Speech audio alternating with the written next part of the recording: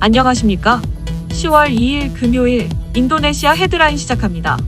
첫 번째 소식입니다. 인도네시아 코로나19 확진자가 총 28만 7,008명으로 늘어났으며 이 중 사망만 740명, 완치 21만 4,947명으로 집계되어 3.7%의 치사율을 보이고 있습니다. 중국 바이오 기업 시노백이 개발한 코로나19 감염 백신의 임상 3상 실험이 인도네시아에서 다음 달 완료될 전망입니다. 당초 8월 시험 개시부터 6개월이 소요될 예정이었으나 연구자를 당초 60명에서 100명 안팎으로 늘리고 작업 시간도 2배로 늘려 목표를 앞당겼으며 순조롭게 진행되면 10월이나 11월에 임상시험이 끝날 것이라고 실험 책임자가 설명했습니다. 또한 임상실험 대상자인 1,620명 중 지금까지 1,000명이 백신 접종 전 검사를 마친 것으로 알려졌습니다. 해당 백신 개발이 완료되면 11월부터 내년 3월까지 5개월 동안 총 5천만 회분의 백신을 시노백에서 도달할 예정입니다. 백신 개발 막바지 소식이 들려오자 인도네시아 경제조정장관은 백신 접종에 관한 대통령령 및 로드맵을 수립 중이며 가까운 시일 내에 발표하겠다라고 전했습니다. 또한 정부는 전국 규모의 백신 접종을 위해 올해 최대 3조 루피아를 투입하고 있으며 내년에 예산 18조 루피아를 추가 배정한다고 덧붙였습니다. 조코위 대통령도 앞서 코로나19 국가경제회복위원회에 2주 이내에 백신 접종 계획을 수립하도록 지시한 바 있습니다. 한편 인도네시아 시사 프로에서는 보건부 장관에게 6개월 동안 매주 인터뷰를 요청했으나 응하지 않자 비니자와 인터뷰를 진행하여 화제가 되었습니다. 인터뷰를 진행한 나즈와 아나운서는 비니자를 향해 코로나19 사태 중 전 세계에서 보건부 장관이 안 보인다라는 인도네시아밖에 없다며 보건부 장관의 존재가 대중들에겐 중요하지 않다고 생각하는가라는 등 매서운 질문들을 쏟아낸 후 직접 설명해주길 바란다고 인터뷰를 마쳤습니다. 방송이 나가자 보건부는 보건부 장관이 최근 현장 활동 등 다양하고 바쁜 일정을 소화하고 있다며 때가 되면 장관이 직접 설명할 기회가 있을 것이라고 해명했습니다. 선거감독위원회는 서부 자바주 반둥과 누사 뜬가라주 동부에서 열린 선거운동에 50명 이상이 참가하여 코로나19로 인한 대면 선거운동 참가자 수 제한 규정을 위반하였다고 밝혔습니다. 또한 동부 자바 모조케르토에서 열린 선거운동에서 참가자 간 사회적 거리가 유지되지 않았으며 수마트라 메단에서 위생규율이 적용되지 않고 선거운동이 있었던 것으로 나타났습니다. 이처럼 지방선거 운동이 시작한 첫날부터 8곳의 지역에서 위생규정을 위반하자 이번 지방선거가 코로나19 확산에 기폭제가 되지 않을까 우려의 목소리가 커지고 있습니다. 다음 소식입니다. 주 인도네시아 한국 대사관에 따르면 김건 외교 차관보는 자카르타를 방문해 대면 외교를 펼쳤습니다. 외교 차관보는 인도네시아 외교장관과 만나 양국 고위급 교류와 소통 활성화, 코로나19 위기 극복을 위한 협력 강화를 논의했습니다. 그는 강경화 장관의 방한 초청을 레트노 장관에게 전달하고 양국 차세대 리더들의 교류 행사인 영리더스 다이얼로그 2차 행사 개최 방안을 협의하자고 했습니다. 인도네시아 외교부 장관은 지난주 인도네시아 국영기업부 장관과 투자청장이 한국에 다녀오고 외교 차관보가 인도네시아를 방문하는 등 양국 고위급 교류 활성화에 의미를 뒀습니다. 또한 한국 기업들의 인도네시아 투자 확대 등 경제협력 강화를 기대한다고 말하는 한편 인도네시아가 양질의 안전하고 효과적인 백신을 다량 확보하기 위해 노력 중이라고 설명했습니다. 특히 외교 차관보와 인도네시아 외교부 장관은 방산 분야 소통 심화 필요성에 공감하고 연내 적절한 시기에 대면 또는 화상으로 제1차 외교 국방 고위급 협의 개최를 추진하기로 했습니다.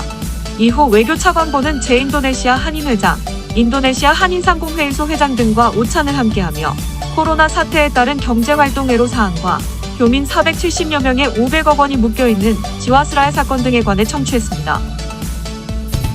다음 소식입니다.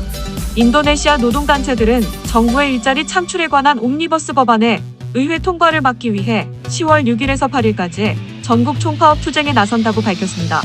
현지 매체 보도에 따르면 다음 달 9일 의회 본회의에서 해당 법안의 심의가 진행될 예정으로 이를 저지하기 위해 노동단체 측은 총파업을 단행하기로 결정한 것입니다. 전국 25개 주 300군의 기업에서 근무하고 있는 노동자 약 5,000명이 총파업에 동참할 예정이며 이번 파업은 화학, 에너지, 물류은행 등 여러 산업에 광범위하게 영향을 미칠 것으로 보입니다. 인도네시아 노동조합 총연합 대표는 총파업을 실시하여 모든 근로활동을 중단할 것이라고 경고했습니다. 구체적으로 어느 사업장에서 파업과 집회를 실시한다고 밝히지 않았지만 노동조합 총연합 대표는 이번 총파업은 집회 실시법에 근거한 합법적인 노동운동이다라고 강조했습니다. 참고로 인도네시아 노동계는 일자리 창출 옴니버스 법안은 노동권을 침해하는 악법이라며 강력 반대하고 있는 입장입니다. 다음 소식입니다.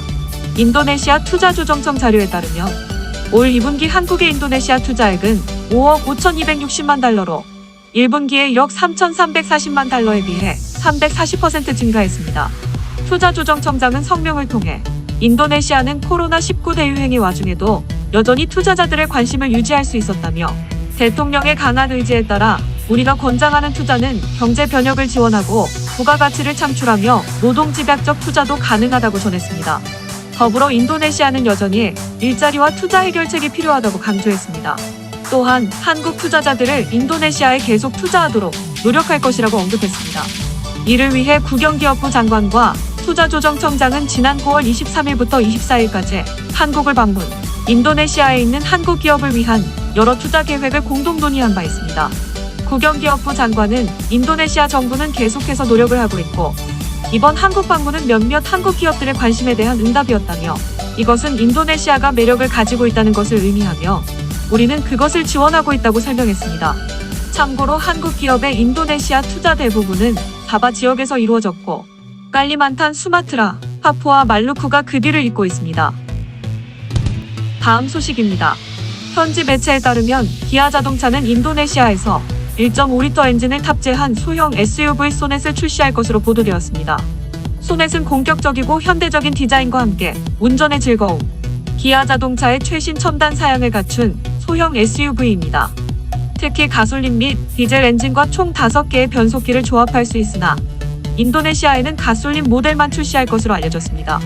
또한 보스 서라운드 오디오 시스템, 터치 스크린, 헤파 필터 공기청정기 시스템 등 기존 소형 SUV에 비해서 보다 다양한 고급편의 사양을 제공할 예정입니다.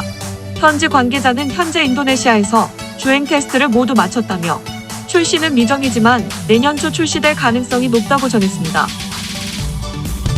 다음 소식입니다. 인도네시아 투자조정청은 파크랜드의 자회사인 의류업체 세진패션 인도네시아가 제조 공장을 중국에서 인도네시아로 이전하기로 결정했다고 발표했습니다.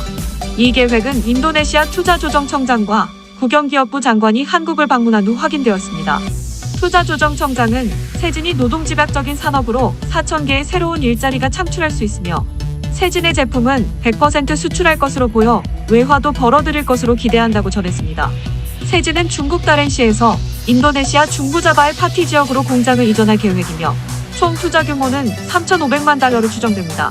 또한 중국 공장에서 이전할 중고자본재 수입 허용, 산업단지 조성, 외국인 전문 인력 영입허가, 투자 세액 공제 등의 형태로 인도네시아 정부의 지원을 받을 것으로 기대되고 있습니다. 박명규 파크랜드 대표는 한국 정부와 인도네시아 정부, 특히 투자조정청의 지원으로 자회사가 인도네시아에서 잘 성장할 수 있다고 낙관하고 있다고 전했습니다. 다음 소식입니다. 지난 30일 발리섬 페쿠타탄 마을 해변에 고래상어가 떠밀려왔습니다. 주민들과 관광객들은 고래상어를 바다로 돌려보내기 위해 애를 썼지만 고래상어를 맨손으로 옮기는데 한계가 있었고 특히 썰물 시간이 겹치면서 바닷물이 점점 멀어졌습니다. 결국 고래상어는 탈진 증세를 보이더니 같은 날 오후 2시쯤 죽었습니다. 경찰 관계자는 고래상어를 보러 많은 사람이 모이면 코로나19 전파가 발생할 수 있기에 신속히 사체를 매장했다고 밝혔습니다.